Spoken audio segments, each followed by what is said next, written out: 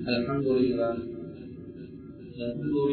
نحمده حمدا جميلا ونشكره شكرا جليلا، والصلاة والسلام على سيد البشر وصاحب الفضل وخاتم النبيين وإمام المرسلين وحبيب رب العالمين، أما بعد. فيا عباد الله اتقوا الله العظيم. قال الله تعالى في كلامه: أعوذ بالله من الشيطان الرجيم. بسم الله الرحمن الرحيم. قد أفلح المؤمنون الذين هم في صلاتهم خاشعون. صدق الله العظيم. அளவற்ற அருளாளன் நிகரற்ற அன்பாளன் ஏகநாயன் அல்லாஹ் ஒருவனுக்கே புகழ் அனைத்தும் அல்ஹம்துலில்லாஹ். அந்த அல்லாஹ்வினுடைய உயரிய பெயரை கூறி இன்றைய குத்துபா பிரசங்கத்தை ஆரம்பம் செய்கிறேன். சலாத்தும் சலாமும் என் உயிரில் மேலான கண்மணி நாயகம் முஹம்மது முஸ்தபா ஸல்லல்லாஹு அலைஹி வஸல்லம் என்னவர் மீதும், அன்னாரின் அடிச்சுவடுகளை அணுவளவும் பின்னராதே தமது வாழ்விலை பின்பற்றி வெற்றிகளை கன்ற உத்தம சஹாபாக்கள், தாபியவர்கள், தபவுத்தாபிகீன்கள், முஸ்லிமான முஃமினான ஆண்கள் பெண்கள் யாவர் மீது அல்லாஹ்வுடைய சாந்தியும் சமாதானமும் என்றென்றும் உண்டாவதாக. எந்த ஒரு நாள் இவ்வுலகம் அழிந்ததற்கு பின்னால் மேலான ஜன்னத்துல் ஃபிர்தௌஸ் என்ற உயரிய சுவர்க்கம் பரிசாக கிடைக்கட்டுமா என்று துஆ செய்கிறேன். அல்லாஹ் கபூல் செய்வானாக. ஆமீன். அல்லாஹ்வினுடைய கடமையை நிறைவேற்றுவதற்காக அல்லாஹ் விரும்பக்கூடிய இடமாகிய அல்லாஹ்வினுடைய மாளிகையிலே வந்திருக்கக்கூடிய அல்லாஹ்வின் நல்லடியார்களே, அல்லாஹ்வை எல்லா சந்தர்ப்பங்களிலும் பயந்து கொள்ளுங்கள். பள்ளிக்கு உள்ளே இருக்கின்ற போதும், வெளியில் இருக்கின்ற போதும், உள்ளூரில் இருக்கின்ற போதும், வெளியூரில் இருக்கின்ற போதும், தனிமையில் இருக்கின்ற போதும், கூட்டாக இருக்கின்ற போதும், வாழ்வின் எல்லா கட்டங்களிலும் அல்லாஹ் எங்களை பார்த்துக் கொண்டிருக்கிறான் என்ற சிந்தனையோடு ஒவ்வொரு நிமிடத்தையும் நகர்த்துமாறு வசியத்து பண்ணியவனாக இந்த பயானை ஆரம்பிச்சுகிறேன். அன்பான அல்லாஹ்வின் நல்லடியார்களே, வாலிபர்களே, வயோதிபர்களே, சிறார்களே, அல்லாஹ் சுப்ஹானஹு வ தஆலா இந்த உலகத்திலே எங்களுக்கு பல கடமைகளை தந்திருக்கிறார். ஒவ்வொரு மனிதனுடைய வயதுகளும் கூட கூட அவருடைய அந்த கடமைகளும் கூடிக்கொள்ளும் என்பதை நாம் பார்க்கிறோம். எனவே ஒரு முஸ்லீம் இந்த உலகத்திலே வாழுகிறான். ஒரு முஸ்லீம் இந்த உலகத்திலே அல்லாஹ்வுடைய அந்த மார்க்கத்தை ஏந்தியவனாக, அந்த அல்லாஹ்வுடைய மார்க்கத்தை சுமந்தவனாக இந்த உலகத்திலே வாழ்ந்து கொண்டிருக்கிறான் என்றால் அந்த அடியானிடத்திலே பல விடயங்களை அல்லாஹ் எதிர்பார்க்கிறான். அந்த அடியான் அல்லாஹ்வுடைய மஸ்ஜிதிலே எப்படி நடந்து கொள்ள வேண்டும், அந்த அடியான் பாதையிலே எப்படி நடந்து கொள்ள வேண்டும், அந்த அடியான் தன்னுடைய வீட்டிலே எப்படி நடந்து கொள்ள வேண்டும், எல்லா முறைகளையும் அல்லாஹ் எங்களுக்கு சொல்லிக் கொண்டிருக்கிறான்.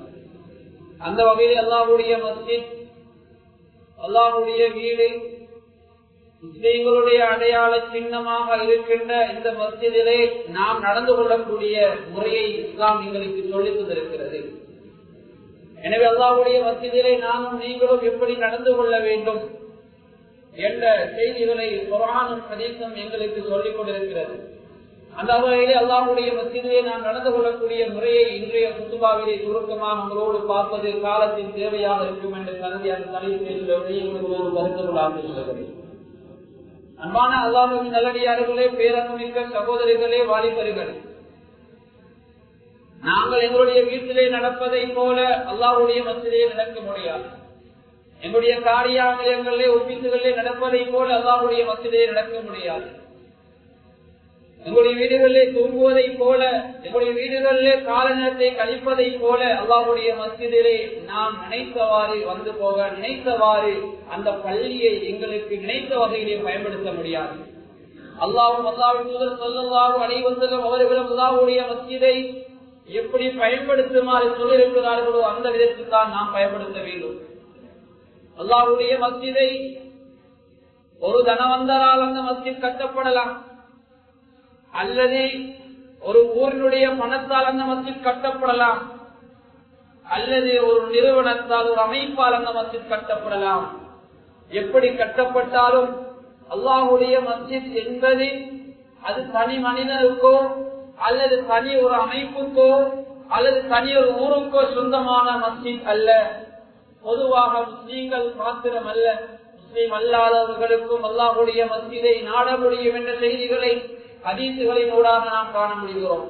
அன்பான அல்லாஹுவின் நல்லடியார்களே, எனவே அல்லாஹ்வுடைய மஸ்ஜிதை யாரு கட்டினாலும் அல்லாஹ்வுடைய மஸ்ஜித் என்பது முஸ்லீம்களுடைய அடையாள சின்னம். அது மாத்திரமல்ல, உலகிலே வாழக்கூடிய மக்களுக்கு முன்மாதிரியான நீதியை பெற்றுக் கொடுக்கக்கூடிய, அது மாத்திரமல்ல ஸல்லல்லாஹு அலைஹி வஸல்லம் காலத்தில் அல்லாஹ்வுடைய மஸ்ஜித் நோய்களுக்கு நிவாரணத்தை அளிக்கக்கூடிய ஒரு வைத்தியசாலையாக, அல்லாஹ்வுடைய மஸ்ஜித் மக்களுக்கு பாதுகாப்பு அளிக்கின்ற அபயம் அளிக்கின்ற ஒரு இடமாக, ஸல்லல்லாஹு அலைஹி வஸல்லம் காலத்திலே மஸ்ஜித் மிகப்பெரிய ஒரு மதரசாவாக, மிகப்பெரிய குர்ஆனை கற்றுக் கொடுக்கின்ற, ஹதீஸை கற்றுக் கொடுக்கின்ற மிகப்பெரிய பல்கலைக்கழகமாக அல்லாஹ்வுடைய மஸ்ஜித் திகழ்ந்திருக்கிறதற்கானவர்களே.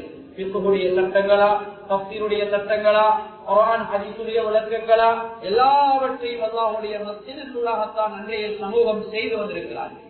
அன்பான அல்லாஹ்வின் நல்லடியார்களே, எனவே அல்லாஹ்வுடைய மஸ்ஜித் என்பது மிகப்பெரிய ஒரு விசாலமான நன்மைகள் ஊற்றெடுக்கின்ற, பாவங்களை எல்லாம் வேரோடு முடுங்கி எரிகின்ற, குரோதங்களுக்கும் விரோதங்களுக்கும் இடம் கொடுக்காத, குரோதங்களையும் விரோதங்களையும் கலைந்து ஒன்றுபடுகின்ற, உள்ளங்களால் ஒன்றுபடுகின்ற ஒரு இடமாக அல்லாஹ்வுடைய மஸ்ஜிதை எங்களுக்கு வந்திருக்கிறார். எனவே அல்லாஹ்வுடைய மஸ்ஜிதுக்கு நாம் வருகின்ற போது எப்படி வர வேண்டும்? எங்களிடத்தில் இருக்கக்கூடிய ஆடைகளிலே சிறந்த ஆடையை அணிந்து நறுமணங்களை பூசி அல்லாஹ்வுடைய மஸ்ஜிதுக்கு நாம் வருகை தர வேண்டும். வந்ததும் நினைத்தவர் அல்லாஹ்வுடைய மஸ்ஜிதுக்குள் நாம் நினைத்த விதத்திலே நுழைய முடியாது. வலது காலை முன்வைத்து அல்லாஹும்ம அஃப்தஹ்லி அப்வாப ரஹ்மத்திக, இறைவா உன்னுடைய ரஹ்மத்தின் வாயில்களை எனக்கு திறந்து தருவாயாக. உன்னுடைய அருளை எதிர்பார்த்து, உன்னுடைய அன்பை எதிர்பார்த்து, உன்னிடம் நலவுகளை எதிர்பார்த்து வருகின்ற எனக்கு அல்லாஹ்வே உன்னுடைய மஸ்ஜிதுக்குள்ளே நான் நுழைகிறேன், உன்னுடைய அருள் வாயில்களை எனக்கு திறந்து தருவாயாக என்ற துஆவோடுதான் அல்லாஹ்வுடைய மஸ்ஜிதுக்குள் நாம் நுழைய வேண்டும். அல்லாஹ்வுடைய மஸ்ஜிதுக்குள் நுழைகின்ற போதும் இறைவா எனக்கு அருளை கொடு என்று அந்த துஆவை ஓதாமல் வந்தால் எங்கே அல்லாஹ்வுடைய அருள் எங்களுக்கு கிடைக்கப் போகிறது? எனவே அன்பான அல்லாஹ்வின் நல்லடியார்களே, முதலாவதாக நாம் பள்ளிக்குள் வருகின்ற போதும் துஆவை ஓதி வலது காலை முன்வைத்து அல்லாஹ்வுடைய மஸ்ஜிதுக்குள் நாம் நுழைய வேண்டும். அல்லாஹ்வுடைய மஸ்ஜிதுக்கு நுழைந்து விட்டோமா, தஹிய்யத்துல் மஸ்ஜித் அல்லது தஹிய்யத்துல் வுது என்று சொல்லக்கூடிய வுதுவுடைய காணிக்கை அல்லது மஸ்ஜிதுடைய காணிக்கை என்று சொல்லக்கூடிய 2 ரக்காத் சுன்னத்துக்களை நாம் தொழுது கொள்ள வேண்டும். இது எங்கள் மீது ஒரு சுன்னத்தான ஒரு விடயமாக இருக்கிறது. எங்களுடைய பாவங்களுக்கு ஒரு பரிகாரமாக, தௌபாவாக அந்த 2 ரக்காத் தொழுகை இருக்கிறது. எனவே நாம் தொழுகை பரதான ஒரு தொழுகைக்கு செல்வதற்கு முன்னால் நாம் எங்களை சுத்தப்படுத்துவதற்காக தந்திருக்கின்ற ஒரு இஸ்திக்ஃபாராக அந்த தொழுகை இருக்கிறது. எனவே வுது எடுக்கிறோம், வுது என்பது ஒரு இஸ்திக்ஃபார், தௌபா. ஸல்லல்லாஹு அலைஹி வஸல்லம் சொன்னார்கள், யார் ஒரு மனிதன் நல்ல முறையில் உதறுகிறானோ அந்த வல்லாஹ் ஹக்கதா ஊஃபிர லஹு மா தகத்தம மின் தம்பிஹி, யார் ஒரு மனிதன் அல்லாஹ்வுடைய தூதர் ஸல்லல்லாஹு அலைஹி வஸல்லம் சொல்லி தந்ததை போன்று இந்த முறையில் உதறுகிறாரோ அவருடைய சிறு பாவங்கள், முன்னைய பாவங்கள் எல்லாம் மன்னிக்கப்படும் என்ற செய்தியில் ஸல்லல்லாஹு அலைஹி வஸல்லம் சொல்லியிருக்கிறார்கள். எனவே வுது எடுத்துவிட்டு நாம் ஓதுகின்ற துஆவை கொஞ்சம் பாருங்கள். அல்லாஹும்ம ஜஅல்னி மினத் தவ்வாபீன் வஜஅல்னி மினல் முத்தகபிரீன் வஜஅல்னி மின் இபாதிகஸ் ஸாலிஹீன். அந்த துஆவிலே நாங்கள் சொல்கிறோம், இறைவா என்னை சுத்தவாளிகளுடைய பட்டியலை சேர்த்துக் கொள்வாயா, உன்னை தௌபா செய்த உன்னிடத்திலே இறைஞ்சிய பாவங்களுக்கு மன்னிப்பு கோரியவருடைய பட்டியலை என்னை சேர்த்துக் கொள்வாயாக என்ற அர்த்தப்பட ஓதுகின்ற அந்த துஆ. எனவே வுது என்பது மிகப்பெரிய ஒரு தௌபா. எனவே தொழக்கூடியவருக்கு அல்லாஹ் வுது என்ற ஒரு தௌபாவையும் கொடுத்திருக்கிறான். அதற்கு அடுத்ததாக தஹிய்யத்துல் மஸ்ஜித் என்று சொல்லக்கூடிய அந்த சுன்னத்தான தொழுகையும் அல்லாஹ் கொடுத்திருக்கிறான். தொழுது விட்டால் நாங்கள் பரிசுத்தவான்களாக மாறுகிறோம். அடுத்ததாக பரதான இபாதத், அது எங்கள் மீது கடமையாக்கப்பட்ட இபாதத். அது எங்களை அடையாளப்படுத்துவதற்காக, நாம் முஸ்லீம்கள் என்பதற்காக எங்கள் மீது கடமையாக்கப்பட்ட 5 நேர தொழுகைகள் 17 ரக்காத்துக்கு அது தொழுதே ஆக வேண்டும். அது தொழவில்லை என்றால் ஒருவரை முஸ்லீம் என்று கூட அடையாளப்படுத்த முடியாது. எனவே தொழுகை என்பது மிக முக்கியமான ஒரு இபாதத். எனவே அந்த பரதான இபாதத்தை அதற்கு அடுத்ததாக நாம் தொழுகிறோம். அல்லாஹ்வுடைய மஸ்ஜிதுக்குள் நாம் நுழைந்து விட்டால் வீணான பேச்சுகளை அங்கே பேச முடியாது. சந்தோஷமாக இருக்கின்ற குடும்பங்களை எப்படி கலைப்பது நாங்கள் பேச முடியாது. பஜாரிலே நல்லா இருக்கின்ற ஒருவருடைய வியாபாரத்தை எப்படியே கீழே போடுவதை கதைக்க முடியாது. அது மாத்திரமல்ல, இன்னும் ஒருவர் முன்னேறுகிறார், இன்னும் ஒருவர் நல்ல முறையில் இருக்கிறார் என்று அவரை பார்த்து பொறாமைப்படுகின்ற விடயங்கள், அருவருப்பான விடயங்களை அல்லாஹ்வுடைய மஸ்ஜிதுக்குள்ளே கதைக்க முடியாது. இந்த குடும்பங்களை எப்படி ஒன்று சேர்க்கலாம், இந்த சமூகத்தினுடைய ஒற்றுமையை எப்படி கட்டியெழுப்பலாம், இந்த ஊருக்கு எப்படி எப்படி நகவுகளை செய்யலாம் என்ற விடயங்களை அல்லாஹ்வுடைய மஸ்ஜிதுக்கு வராத மக்களை எப்படி அல்லாஹ்வுடைய மஸ்ஜிதோடு தொழுகையோடு குர்ஆன் திலாவத்தோடு திக்ருகளோடு எப்படி தொடர்பை ஏற்படுத்தலாம் என்ற விடயத்தை தான் அல்லாஹ்வுடைய மஸ்ஜிதோடு நாம் செய்ய வேண்டுமே தவிர கதைக்க வேண்டுமே தவிர அது வல்லாத வேறு விடயங்களை அல்லாஹ்வுடைய மஸ்ஜிதுக்குள் கதைப்பது அது ஹராமானதாக தடை செய்யப்பட்டதாக இருக்கிறது. எனவே அன்பான அல்லாஹ்வின் நல்லடியார்களே, அல்லாஹ்வுடைய மஸ்ஜிதுக்குள் நாம் நுழைகின்ற போது நல்ல முறையில் நடந்து கொள்ள வேண்டும். அது மாத்திரமல்ல, இமாம் ஸஹபி ரஹ்மத்துல்லாஹி அலைஹி அவர்கள் சொன்னார்கள், யார் ஒரு மனிதன் அல்லாஹ்வுடைய மஸ்ஜிதோடு ஒரு நெருங்கிய ஒரு தொடர்பை வைத்துக் கொண்டிருக்கிறார், அவர் ஒரு அந்நியவராக இருந்தாலும் பரவாயில்லை, அல்லாஹ்வுடைய மஸ்ஜிதோடு ஒரு இரக்கம், அல்லாஹ்வுடைய மஸ்ஜிதுக்கு முன்னால போனா பைக்ல இறங்கி போறாரு, அல்லாஹ்வுடைய மஸ்ஜிதுக்கு வந்தா ஒரு தனி மரியாதை, அல்லாஹ்வுடைய மஸ்ஜிதுக்கு வந்தா அழகான ஆடைகளை எடுத்துட்டு வருகிறார். அதாவது இப்படி அல்லாஹ்வுடைய மஸ்ஜித் அல்லாஹ்வுடைய வீட்டோடு தனிப்பெரும் ஒரு அலாதியான ஒரு சந்தோஷத்தை, அலாதியான ஒரு அன்பை அவர் வைத்திருக்கிறார் என்றால் இமாம் ஸஹபி ரஹ்மத்துல்லாஹி அலைஹி அவர்கள் சொன்னார்கள், அன்பானவர்களே, அந்த மனிதனுக்கு அல்லாஹ் ஹிதாயத்து கொடுக்காமல், அல்லாஹ் தஆலா அந்த மனிதனுக்கு நேர்வழியுடைய பாதையை காட்டாமல் விடமாட்டான் என்று செய்தியை சொன்னார்கள். எனிவென்றான அல்லாஹ்வின் நல்லடியார்களே, என்னுடைய உங்களுடைய உள்ளத்தில் இருக்கின்ற மிகப்பெரிய ஒரு அன்பு அல்லாஹ்வுடைய மஸ்ஜித் மீதான அன்பு. எங்களுடைய மனைவிக்கு ஒரு பிரச்சனையா, எங்களால் தாங்க முடியும்.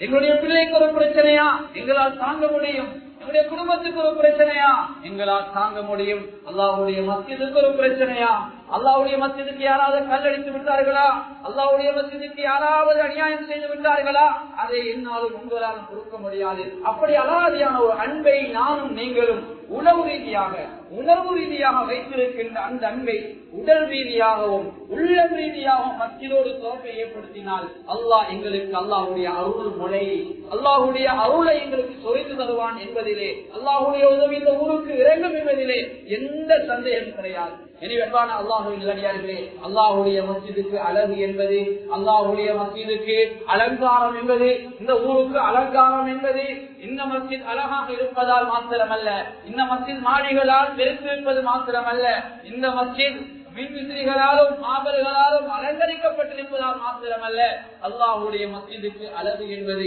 இங்கு உள்ள மக்களுடைய தொழுகையினால், இங்கு உள்ள மக்கள் அல்லாஹ்வுடைய ஏற்படுத்தியிருக்கின்ற தொடர்பினால். மாணவர்களே, எனவே அல்லாஹ்வுடைய மஸ்ஜிதை நானும் நீங்களும் கண்ணியப்படுத்துகின்றவர்களாக, அல்லாஹ்வுடைய மஸ்ஜிதுக்கு காலை மாலை வந்து போகக்கூடியவர்களாக, 5 நேர தொழுகையும் வீட்டிலே சொல்லாமல் பள்ளிக்கு வந்து போகக்கூடிய மக்களாக நானும் நீங்களும் மாறுகின்ற போது நிச்சயமாக அல்லாஹ் அலாதியான ஒரு இரக்கத்தை, அலாதியான அன்பை இந்த ஊருக்கு நிச்சயமாக சொல்வான். அன்பானவர்களே, பெருமானார் ஸல்லல்லாஹு அலைஹி வஸல்லம் காலத்துல ஒரு தாய் வாழ்ந்தால், தாய்மார்கள் எங்களுக்கு தெரியும், அல்லாஹ்வுடைய மஸ்ஜிதோடு மிக நெருங்கிய தொடர்பு இல்லாதவர்கள் தாய்மார்கள்.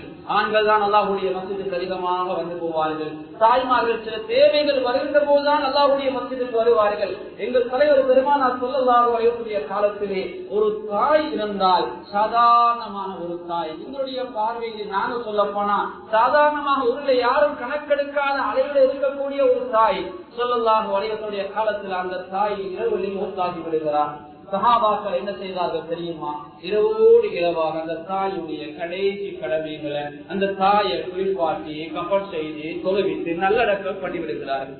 இரவுடைய நேரம் என்பதனால் தலைவர் ஸல்லல்லாஹு அலைஹி வஸல்லம் அவர்கள் கஷ்டம் கொடுக்க கூடாது, ஸல்லல்லாஹு அலைஹி வஸல்லம் தூக்கத்துக்கு இடைஞ்சல் கொடுக்க கூடாது என்பதற்காக அந்த பெண்ணுக்கு செய்ய வேண்டிய, ஒரு தாய்க்கு ஒரு மனிதருக்கு செய்ய வேண்டிய கடைசி 4 கடமைகளையும் அந்த ஊரார்கள், அந்த சஹாபாக்கள், நபி தோழர்கள் அந்த கடமையை செய்து அப்படியே முடித்து விடுகிறார்கள். அப்படியே சுபகாகிறது, சுபகுடைய தொழுகைக்கு அந்த கடமையை செய்த நபி தோழர்கள் வருகின்றார்கள். ஸல்லல்லாஹு அலைஹி வஸல்லம் அவர்களும் பள்ளிக்கு வருகின்றார்கள். ஸல்லல்லாஹு அலைஹி வஸல்லம் அவர்கள் சுபஹ் தொழுகையை தொழுவிட்டு வளமைக்கு மாற்றமாக அந்த தோழர்களை பார்த்து பயான் செய்தார்கள்.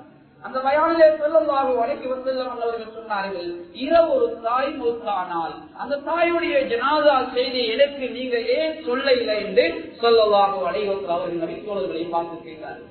சஹாபாக்கள் ஆச்சரியப்பட்டார்கள், இந்த தாயை ஸல்லல்லாஹு அலைஹி வஸல்லம் சொல்கிறார்கள், இரவு நாங்கள் அடக்கின தாய் சாதாரணமான ஒரு தாய் தானே. ஸல்லல்லாஹு அலைஹி வஸல்லம் அவர்கள் சொன்னார்கள், நீங்கள் இரவு அடக்கிய இரவு நல்லடக்கம் செய்த அந்த தாய் இருக்கிறாளே, அந்த தாய் இரவே நான் சுவர்க்கத்திலே அந்த தாயை கண்டேன் என்று ஸல்லல்லாஹு அலைஹி வஸல்லம் சொன்னார்கள். அப்போது ஜிப்ரீல் அலைஹிஸ்ஸலாத்து வஸ்ஸலாம் அவர்களிடத்திலே ஸல்லல்லாஹு அலைஹி வஸல்லம் கேட்டார்கள், இந்த தாய் ஏன் உடனே அல்லாஹ்வுடைய அந்த சுவர்க்கத்திலே நுழைவிக்கப்பட்டிருக்கிறார் என்ற செய்தியை கேட்டபோது ஸல்லல்லாஹு அலைஹி வஸல்லம் அவர்களுக்கு ஹஜ்ரத் ஜிப்ரீல் அலைஹிஸ்ஸலாத்து வஸ்ஸலாம் அவர்கள் பதில் சொன்னார்கள், அன்னஹா கானத் லதுல்கில் ஸலாத மினல் மஸ்ஜித்.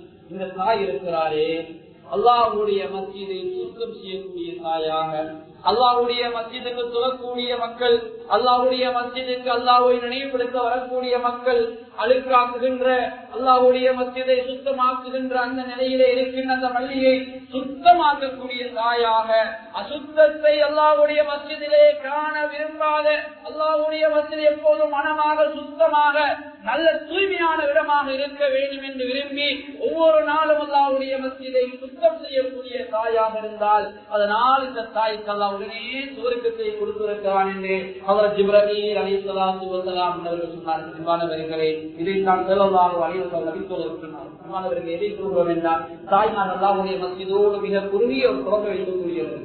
ஏதாவது தேவை வந்தால் மாத்திரம் அல்லாஹ்வுடைய மஸ்ஜிதுக்கு பயானிகள் வரலாம், அல்லது பெருநாக்குகைக்கா அல்லது வேற ஏதாவது தேவை வந்தால் மாத்திரம் தான் வருவார்கள். எனவே அல்லாஹ்வுடைய மஸ்ஜிதோடு மிக குறுகிய தொடர்பை வைத்திருக்கின்ற ஒரு தாய்க்கு, அல்லாஹ்வுடைய மஸ்ஜிதை சுத்தம் பண்ணுகின்ற ஒரு தாய்க்கே எவ்வளவு பெரிய சிறப்பை அல்லாஹ் கொடுத்தான் என்றால், அல்லாஹ்வுடைய மஸ்ஜிதிலே கடமை செய்யக்கூடிய இமாம்கள், அல்லாஹ்வுடைய மஸ்ஜிதிலே அதான் சொல்லக்கூடிய முஅஜின்கள், அல்லாஹ்வுடைய மஸ்ஜிதை பராமரிக்கக்கூடிய, அல்லாஹ்வுடைய மஸ்ஜிதிலே ஊழியர் செய்யக்கூடிய ஊழியர்கள், அல்லாஹ்வுடைய மஸ்ஜிதுக்காக நிர்வாக சேவைக்காக 3 வருடங்கள் காலத்தை கொடுத்த அந்த கௌரவமான நிர்வாக உறுப்பினர்களுடைய சிறப்பை சொல்லலாம். என்பார்களே, அல்லாஹ்வுடைய மஸ்ஜிதுக்காக பணங்களை அள்ளி வாரியவர்கள், அல்லாஹ்வுடைய மஸ்ஜிதுக்காக உடல் ரீதியாக இன்னும் பல வகையிலே இதற்காக பங்களிப்பு நல்கியவர்களுடைய சிறப்பை நாம் சொல்லவா என்பார்களே. எனவே அல்லாஹ்வுடைய மஸ்ஜிதோடு நாம் நெருங்கிய தொடர்பை ஏற்படுத்திக் கொண்டால் நிச்சயமாக அது நாளைய வறுமை நாளிலே என்னை உங்களை சுவர்க்கத்தில் நுழைவிக்கும் என்பதிலே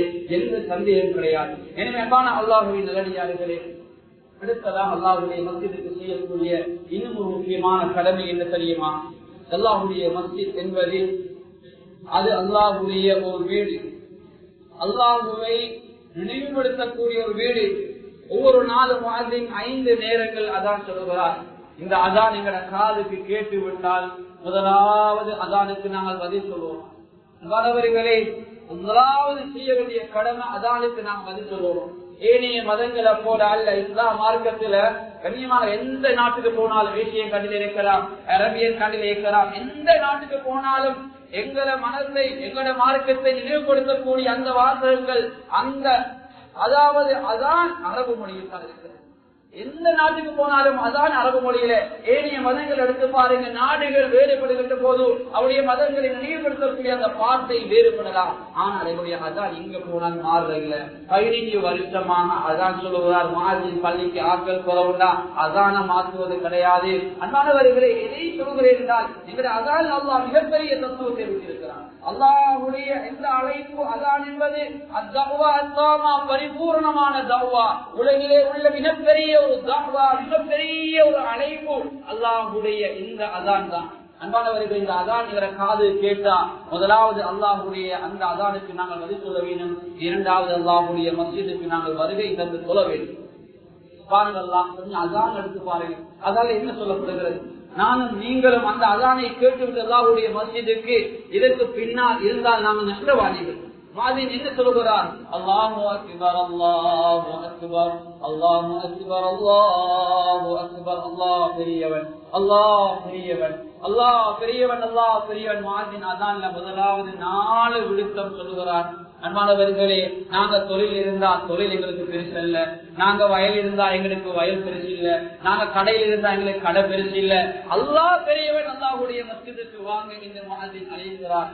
இரண்டாவது முஅத்தின் சொல்லுகிறார், அஷ்ஹது அல்லா இலாஹ இல்லல்லாஹ், அஷ்ஹது அல்லா இலாஹ இல்லல்லாஹ். வணக்கத்துக்கு தகுதியான ரப்பு அல்லாஹ், அல்லாஹ்வை வணக்கத்துக்கு தகுதியான ரப்பாக நானும் நீங்களும் ஏற்றிருக்கிறோம். கண்ணியமானவர்கள், அதற்கு பின்னால் யாரும் கடைகளை வணங்கக்கூடாது, யாரும் தொழுகையை பாழாக்கி விட்டு அங்கு வயதுகளில் இருந்து அதை தெய்வமாக அங்கே ஆக்கக்கூடாது.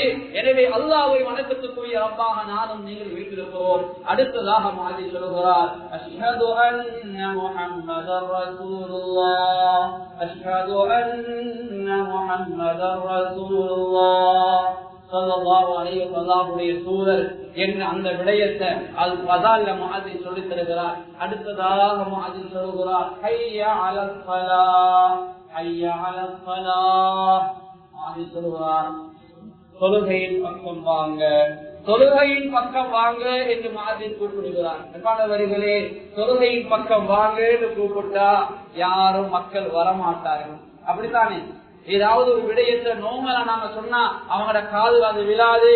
அதனால அடுத்ததாக முஅத்தின் சொல்லுகிறார், தொழுகையின் பக்கம் வாங்க, தொழுகையின் பக்கம் வாங்க என்று கூப்பிட்ட முஅத்தின் அதனோடு விடவில்லை, ஹய்யா அலல் ஃபலாஹ், ஹய்யா அலல் ஃபலாஹ், வெற்றியின் பக்கம் வாங்க, வெற்றியின் பக்கம் வாங்க என்று முஅத்தின் கூப்பிடுகிறார். உலகத்தினுடைய வெற்றியா, சக்கராத்தினுடைய வெற்றியா, மஹ்ஷருடைய வெற்றியா, சிராத்துடைய வெற்றியா, சொர்க்கம் செல்வதற்குரிய வெற்றியா, எல்லா வெற்றியும் அல்லாஹ் தொழுகையில வைத்திருக்கிறான். எனவே முஅத்தின் சொல்லுகிறார், வெற்றியின் பக்கம் வாங்க. இங்கு அல் ஃபலாஹ் என்று முஅத்தின் அழைக்கிறார். குர்ஆன்ல ஒரு இடத்துல அல்லாஹ் இதை அஃப்லஹ் என்று பயன்படுத்துகிறார். குர்ஆன்ல அல்லாஹ் சூரா முஃமினூன்ல அல் கத் அஃப்லஹல் முஃமினூன், திறனாக முஃமின்கள் வெற்றி பெற்றுவிட்டார்கள், சத்தியமாக உண்மையாக முஃமின்கள் வெற்றி பெற்று விட்டார்கள். திறனாக வெற்றி பெற்ற முஃமின்களுடைய தன்மையில முதலாவது தன்மை அல்லாஹ் சொல்லுகிறான், அவர்களுடைய தொழுகையில் இறைச்சம் உள்ளவர்களாக இருப்பார்கள். அல்லாஹ்வுடைய மஸ்ஜிதுக்கு வந்தால் தன்னுடைய வயல் தலையில் இருக்காது, தன்னுடைய கடை, தன்னுடைய தொழில், தன்னுடைய பணம் தலையில் இருக்காது. அல்லாஹுக்கு முன்னால் தன்னை முழுமையாக கொடுத்து விடுவார். மாணவர்களே, இப்படியான தொழுகையாளிகள் திறனாக வெற்றி பெற்று விட்டார்கள் என்றால் சொல்லிவிட்டு அந்த வெற்றியுடைய உச்சகட்டத்தில் எல்லாம் எடுத்துவிட்டார்கள். நிச்சயமாக இவர்கள் வெற்றி பெற்று விட்டார்கள். அந்த வெற்றியினுடைய உச்சகட்டத்தை எல்லாம் வழங்கப்படுத்துகிறார்.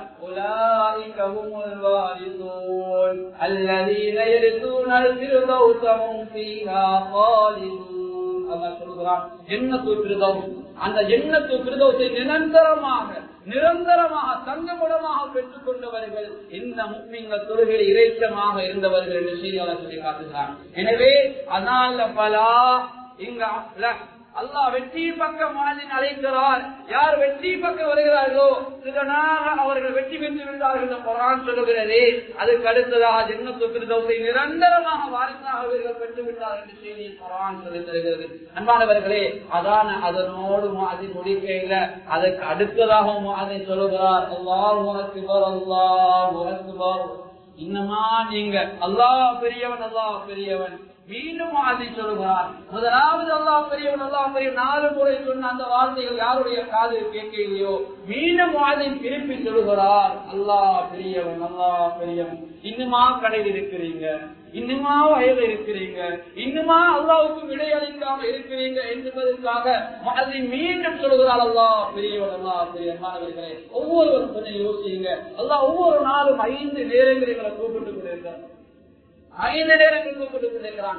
நாங்க ஒரு கம்பெனியில வேலை செய்வோம் வச்சுக் கொள்வோம், அல்லது ஒரு வீட்டுல வேலை செய்வோம் வச்சுக் கொள்வோம். அந்த முதலாளி அல்லது அந்த மேனேஜர் ஒரு நாளைக்கு 2 முறை 3 முறை 5 முறை எங்களுக்கு கோல் அளிக்கிறார். நாங்க போன ஆன்சர் பண்ண இல்லண்டா, போன தூக்க இல்லண்டா, எங்கட முதலாளிக்கு இவ்வளவு கோவம் வரும். அடுத்த நாங்க வேலைக்கு போனா என்ன சொல்லுவாரு, இதுக்கு போற வேலைக்கு வரவானாம், நீங்க எங்கேயாவது வேலை பார்த்துக் கொள்ளுங்க, ஒரு தேவைக்கு கோல் அடிச்சா நீங்க போன ஆன்சர் பண்றாங்க அதிகமாக வருது. எனவே அல்லாஹ் ஒவ்வொரு நாளும் 5 விடுத்தம் அல்லாஹ்வுடைய மஸ்ஜிதை கூப்பிட்டு கொண்டிருக்கிறான். நானும் நீங்களும் எத்தனை விடுத்த பதில் சொல்லிக் கொண்டிருக்கிறோம். எனவே அன்பானவர்களே, இனிமேலையாவது அதாவது அல்லாஹ்வுக்கு மாற்றம் செய்து வாராமல் நிச்சயமாக அல்லாஹ்வுடைய இந்த அதானுக்கு சொல்லுகின்ற அதானுக்கு விடையளிக்கின்ற மக்களாக, அல்லாஹ்வுடைய மஸ்ஜிதுக்கு வந்து தொழக்கூடிய மக்களாக வாழ்ந்து அல்லாஹ்வுடைய அன்பை நாங்கள் பெற்றுக் கொள்ள வேண்டும். அன்பானவர்களே, இறுதியாக முஅத்தின் எப்படி தெரியுமா அதான் முடிக்கிறார், லா இலாஹ இல்லல்லாஹ், அனத்துக்கு தகுதியான ரப்பு அல்லாஹ். கண்ணியமானவர்கள், அந்த கலிமாவை சொல்லி அல்லாஹ்வை தவிர வேற யாரும் வணக்கத்துக்கு தகுதி அல்ல. எந்த கலிமா இந்த உலகத்துக்கு சொல்லி எந்த களிமாவை சொல்லி இஸ்லாத்துக்குள்ள வந்தோமோ, எந்த களிமாவை சொல்லி நாங்க பெரியவனமோ, இஸ்லாத்துக்குள்ள யாரெல்லாம் நுழைகிறார்களோ அவங்களுக்கு களிமாவை சொல்லிக் கொடுக்கணும். அந்த களிமா கனிமானவர்களே ஸல்லல்லாஹு அலைஹி வஸல்லம் உலகம் உலகத்துல எல்லா வஸ்துக்களும் இலங்கை மட்டுமில்ல உலகத்துல எல்லாத்தையும் ஒன்று சேர்த்து ஒரு தராசி ஒரு பக்கம் வைத்தா இன்னொரு பக்கத்துல லா இலாஹ இல்லல்லாஹ் என்ற களிமா வைத்தா இந்த வார்த்தை இருக்குது, அல்லாஹ் உண்மையான என்ற களிமா இருக்குது, இதுதான் கனமானது, இதுதான் சாரமானது என்ற செய்தியை எங்கள் தலைவர் பெருமானார் ஸல்லல்லாஹு அலைஹி வஸல்லம் அந்த களிமாவை ஒவ்வொரு நாளும் மாதிரி சொல்லி தருகிறார். இதெல்லாம் கேட்டு அல்லாஹ்வுடைய மஸ்ஜிதுக்கு நாங்க வராம இருந்தா எவ்வளவு பெரிய குற்றவாளி. எனவே சொல்லக்கூடிய தொழுகையை கொஞ்சம் யோசிப்பார். கொஞ்ச நேரம் நான் தொழுகிறோம், தொழுகை இல்லைன்னா இஸ்லாத்துல எவ்வளவு விடயங்கள் கனியமா எங்க நலவுகள் நாம இல்லாம போயிடும். சில அறிஞர் சொல்லுகிறாரு, எந்த மனிதத்துல அல்லாஹ்வுடைய இந்த வணக்கம் தொழுகை இல்லையோ அந்த மனிதத்தை ஏனைய நலவுகளை கொண்டு வரது ரொம்ப கஷ்டமா இருக்கும். அந்த மனிதத்தை சதக்கா கொடுக்கக்கூடிய தன்மை வராது, மற்றவர்களை மன்னிக்கக்கூடிய தன்மை வராது, ஒற்றுமை இந்த தன்மைப்படுத்த வராது. சப்புல நெருங்கி இருந்தால்தான் அல்லாஹ் அந்த ஒற்றுமை ஏற்படுத்துகிறான். அதனால ஒற்றுமை என்பது வெறுமனே வாயாளர் தலான் சொல்லிக் கொள்வது, வருமான கையும் கையும் பேசி கையும் கையும் அங்கே முசாபா செய்து கொள்வது, உடம்பு உடம்பு மாணக்கா செய்து கொள்வது, இதுவல்ல ஒற்றுமை மாணவர்களே. இதை விட மிகப்பெரிய ஒற்றுமை நாங்கள் உள்ளங்களால் ஒன்றுபட வேண்டும். இன்னைக்கு வெளியிடால் ஒன்றாக பேசிக் கொள்கிறார்கள், உள்ளத்துல குரோதம் விரோதம் மாணவர்களே. அப்படியான சிந்தனைகளோடு அப்படியான எண்ணங்களோடு வாழ்ந்தால் எங்களோட வணக்கம் எங்களோட தலைக்கு மீற போகாது. அதனால குரோதங்கள் விரோதங்களை கலைந்து நாம் எல்லோரும் அல்லாஹ்வுடைய அடியார்கள், நாங்கள் எல்லோரும் அல்லாஹ்வுடைய அடியார்கள் நல்ல சிந்தனையோடு இந்த உலகத்திலே வணக்கத்தை ஒரு விஷயமாக அல்லாஹ்வுக்கு அந்த வணக்கத்தினூடாக வீரிய சுருக்கத்தை தருவான். அது மாத்திரமல்ல அல்லாஹ்வுடைய மஸ்ஜிதுக்கு வந்தால் இங்கிருந்து நல்ல விடயங்களை நாம் செய்ய வேண்டும். கொஞ்சம் பாருங்க, அல்லாஹ்வுடைய மஸ்ஜிதுக்கு வரக்கூடியவர்கள் இங்கே ஒரு சாதாரண ஒரு 15-16 வயது ஹாஃபிஸ் தொழுகைக்காரரை வைத்துக் கொண்டால், அன்பானவர்களே ஒரு அரசியல்வாதி இருக்கிறார் அல்லது மிகப்பெரிய ஒரு செல்வந்தர் இருக்கிறார். அந்நியமானவர்களே, எனவே முஅஸ்ஸின் அந்த அதான் சொல்லி அதுக்கு பின்னால் இகாமத் சொல்லி தொழக்கூடிய அந்த தொழுகையிலே ஒரு சின்ன வயது ஹாஃபிஸ் தான் தொழுகிறார். நான் ஒரு தனவந்தர் என்பதற்காக அவருக்கு முன்னாலேகளுக்கு போக முடியாது. நாங்கள் ஒரு செல்வந்தர் என்பதற்காக, நான் ஒரு நாட்டினுடைய தலைவர் என்பதற்காக அவருக்கு முன்னால் செல்ல முடியாது. அப்படி சென்றால் மிகப்பெரிய எச்சரிக்கை. எவ்வளவு பெரிய ஒற்றுமையை இஸ்லாம் இந்த தொழுகையினூடாக சொல்லித் தருகிறது. அன்பான அல்லாஹ்வின் நல்லடியார்களே, எனவே தொழுகைக்கு வருகின்ற போது நாங்கள் தொழுகைக்கு வந்து தப்புல இருந்து சூரா ஃபாத்திஹா ஓதினா அதற்கு அல்லாஹ் அலாதியான அந்த ஒரு சுகத்தையும் அலாதியான ஒரு சந்தோஷத்தை அல்லாஹ் தருகிறார். மிகப்பெரிய ஒரு துவா. எங்கள் எத்தனை பேருக்கு துவாவுடைய கருத்து அம்மாவர்களை கொஞ்சம் யோசிச்சு பாருங்க. தக்பீரை கட்டி சூரத்து ஃபாத்திஹா ஓதுறோம் என்றா அல்லாஹ் எங்களோட நேரடியா உரையாடுறான். அல்ஹம்துலில்லாஹி ரப்பில் ஆலமீன். உலகத்தாருடைய புகழ் அல்லாஹ் உனக்கே சுகந்தம், உனக்கே சொந்தம். நீ புகழுக்குரியவன் அல்லாஹ்வை புகழுகின்ற போது அல்லாஹ் முதலாவதாக எங்களோடு உரையாடுகின்றான். ஹமிதனி அப்தி, என்னுடைய அடியான் என்னை புகழ்ந்து விட்டான் என்று அல்லாஹ் தொழுகையிலே எங்களோடு உரையாடுகிறான். அர் ரஹ்மானிர் ரஹீம். நாங்கள் அல்லாஹ்வை மீண்டும் நீ அல்லாஹ் அளவற்ற அருளாளன், நிகரற்ற அன்பாளன், இந்த உலகத்துல நீ எல்லாருக்கும் இறக்க காட்டுகிறாய், நாளைய மறுமையினால நல்லவர்கள் மட்டும் கபூல் செய்து கொள்வாய் என்ற கருத்துப்பட அளவற்ற அருளாளன் நிகரற்ற அன்பாளன் என்று சொல்கின்ற போது அல்லாஹ்வுடைய இந்த வார்த்தையை சொல்லுகின்ற அந்த அடியான் அல்லாஹ் அந்த அடியானோடு நேரடியாக பேசுகிறான். கண்ணியமானவர்களே, அந்த அடியான் அஸ்னா அலைய அபுதி, என்னுடைய அடியான் என்னை குறிப்பாக ஆக்கி புகழ்ந்து விட்டான். அப்படியே ஓதிட்டு போகிறோமா, மஜ்ஜதனி அபுதி, என்னுடைய அடியான் என்னை கீர்த்தியாக்கி விட்டான், என்னை கண்ணியப்படுத்தி விட்டான். இப்படி ஒவ்வொரு குர்ஆன் ஆயத்தையும் ஓதுவதை அன்பானவர்களே அல்லாஹ் எங்களோடு பேசிக் கொண்டிருக்கிறான். எனவே அல்லாஹ்வுடைய மஸ்ஜிதுக்கு வந்து சொல்லக்கூடிய பழக்கம் எங்களோட வாழ்க்கையில் இருந்தா நிச்சயமா ஒரு காலம் எங்களுடைய தொழுகை வீணாகாது. ஒரு காலம் இந்த மஸ்ஜித் நாளைய மறுமை நாள்ல எங்களை கை சேரத்துல கூடாது. எனவே அன்பானவர்களே, அல்லாஹ்வுடைய மஸ்ஜிதிலே சொல்லக்கூடிய மக்கள் சோப்புகளை கூட்டிக் கொள்வோம். அல்லாஹ்வுடைய மஸ்ஜிதை சொல்லக்கூடிய மக்களால் அலங்கரிப்போம். காலை மாலை அவுராதுகளை ஓதுவோம், சிறார்களை கூட்டிக் கொண்டு வந்து பள்ளிக்குள்ளே வருவோம். நிச்சயமாக அல்லாஹ் நிறைய மாற்றங்களை தருவான். அது மாத்திரமல்ல கண்ணியமானவர்களே, இன்னும் ஒரு ஒழுக்கம், அதாவது பள்ளியை விட்டு வெளியே செல்கின்ற போது நாங்கள் அதாவது துவாவை துவாவை ஓதி வெளியே செல்ல வேண்டிய துவாக்களை ஓதி செல்கின்ற போதுதான் அல்லாஹ் அந்த மஸ்ஜிதுக்குள்ளே முழுமையான நன்மை தருகிறான். துவாவை ஓதி அல்லாஹ்வுடைய மஸ்ஜிதுக்குள்ள ஒதுவோடு நாங்கள் உட்கார்ந்து கொண்டா ஒவ்வொரு நாளும் மலக்குகளை துவா செய்து கொண்டிருக்கிறார்கள். இவருக்கு மன்னிப்பு கொடு, யா அல்லாஹ் இவருக்கு இரக்கம் காட்டு என்று மலக்குமார்களுடைய துவா. இந்த உலகத்திலே விசேடமான படைப்பு மலக்குமார்களுடைய துவாவோடு நாங்கள் அல்லாஹ்வுடைய மஸ்ஜிதுக்குள்ளே பாதுகாப்பாக இருக்கிறோம். இன்னைக்கு எத்தனை பேர் ஜனாதாவை நாங்கள் பார்த்திருக்கிறோம், பள்ளிக்குள்ள மௌத்தாகிறார். ஒரு வக்த தொழுதுக்கு அடுத்த வக்த எதிர்பார்த்து மூத்தாகிறார், அல்லாஹ்வுடைய பாதையில போய் மூத்தாகிறார்கள். அன்பானவர்கள், எவ்வளவு பெரிய ஒரு பாக்கியம். எனவே இதற்கும் உங்களுக்கும் நல்லதொரு மௌத்து கிடைக்க வேண்டும். அல்லாஹ்வை சுஜூது செய்த நிலையிலே அல்லது அல்லாஹ்வை சுஜூது செய்துவிட்டு அடுத்த தொழுகை எதிர்பார்த்திருக்கின்றதோடு இருக்கின்ற நிலையிலே அல்லது குடும்பங்களாக சந்தோஷமாக இருக்கின்ற நல்ல ஒரு நிலையிலே எங்களுக்கு மௌத்து வர வேண்டும்.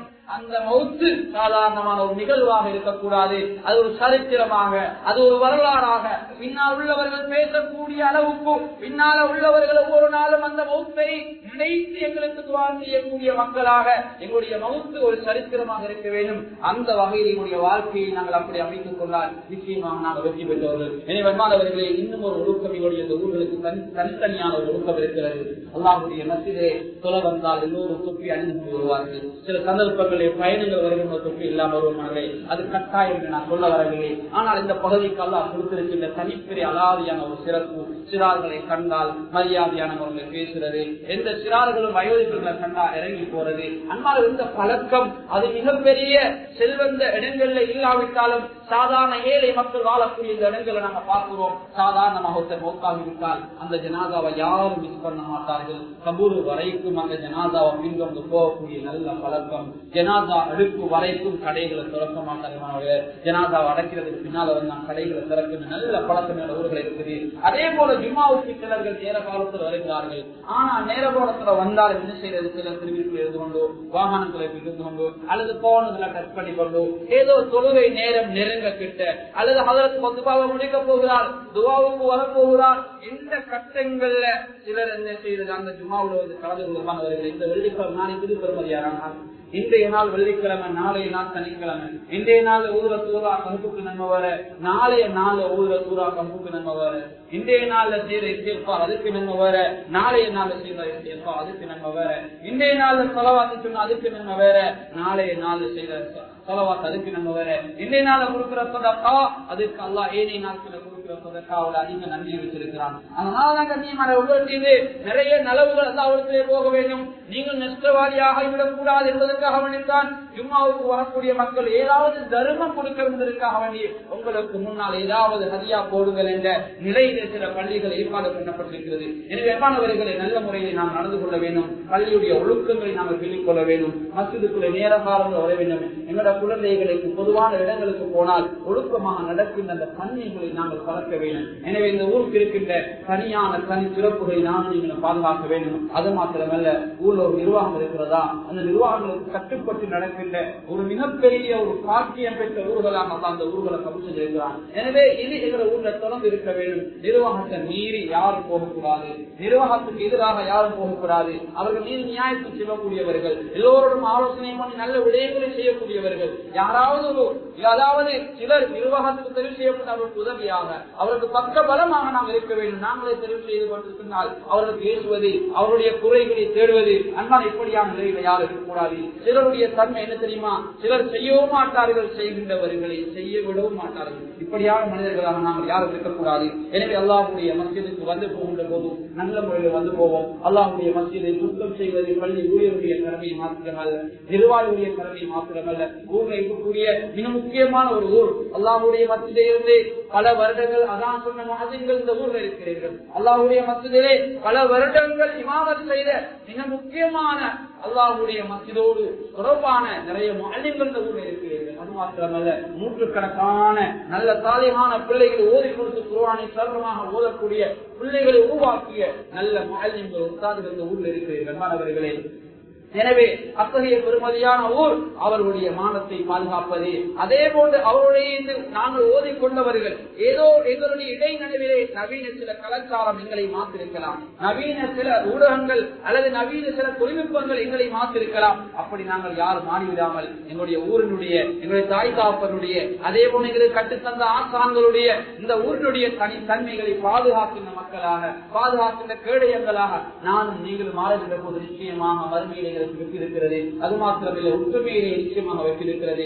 ஒற்றுமை ஒரு பலம், ஒற்றுமை ஒரு சக்தி, ஒற்றுமை ஒரு ஆயுதம், ஒற்றுமை அல்லாஹ்வுடைய உதவியை கொண்டு வருவது மிகப்பெரிய ஒரு இபாதா. எனவே எல்லோரும் ஒன்றுபட்டவர்களாக அல்லாஹ்வுடைய உதவியை அல்லாஹ்வுடைய மஸ்ஜிதினூடாக இபாதத்தினூடாக ஒற்றுமையினூடாக பெற்றுக் கொள்ளக்கூடிய மக்களாக அல்லாஹ் எங்களை கபூல் செய்வானாக. யா அல்லாஹ் நாங்கள் செய்யக்கூடிய வணக்கங்களை பொருந்திக் கொள்வாயாக.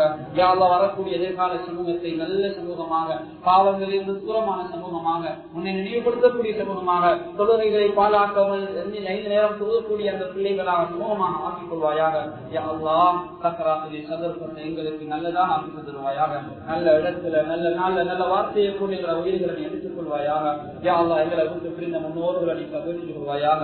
இந்த மஸ்ஜிதை கட்டியவர்கள், இந்த மஸ்ஜிதுக்காக எவ்வளோ ஏற்பாடுகளை பண்ணியவர்கள், இந்த மஸ்ஜிதுடைய இருக்கிறதற்காக காணிகளை வசூல் செய்தவர்கள், அல்லாஹ்வுடைய மஸ்ஜிதுக்கு வருமானம் வர வேண்டும் என்பதற்காக காணிகளை வேறான தென்னமர காணிகளை வசூல் செய்தவர்கள் அவர்களை நீ கபூல் செய்து கொள்வாயாக. அல்லாஹ்வுடைய மஸ்ஜிதை கடமை செய்த எத்தனையோ இமாம்கள் எங்களை விட்டு பிரிந்து விட்டார்கள் யா அல்லாஹ். எத்தனையோ நிர்வாகிகள் எங்களை விட்டு கபூலே இருக்கிறார்கள் யா அல்லாஹ். அவருடைய கபர்களை சுவர்க்கத்தை புகுந்து வியாபிப்பாயாக. யா அல்லாஹ் அவர்களுக்கு இந்த துஆவுடைய பங்கை கொடுத்துருவாயாக, இந்த துஆவுடைய பங்கை கொடுத்துருவாயாக. இப்போது நிர்வாகம் செய்யக்கூடிய நிர்வாகிகளுடைய வாழ்க்கையில நீ வழக்கத்தை ஏற்படுத்திடுவாயாக. அவர்களுக்கு உள்ள பிரச்சனைகளை நீ நீக்கி கொடுத்துருவாயாக. அதே போல் இந்த ஊர்வாசிகளை நீ கபூல் செய்வாயாக. ஆண்கள், பெண்கள், சிறார்கள், வாலிபர்கள் எல்லோரும் நீ கபூல் செய்வாயாக. இங்குள்ள மக்களுக்கு தனியான உங்களுடைய உதவிகளை நீ கொடுத்துருவாயாக. யா அல்லாஹ் இந்த வாழ்க்கையிலே வழக்கத்தையும் அருளை நீ தொழில் அருள்வாயாக. எதிர்கால சந்தையை நலசந்தை ஆக்குவாயாக. சக்கராத்து சதுரப்பத்திற்கு பரிமாணத்தை மாற்றுவாயாக. நாளை வறுமை நாளை கூட்டமாக சுவர்க்கமுடைய கூட்டத்தை சேர்த்து கொள்வாயாக. இந்த துஆவை தரித்து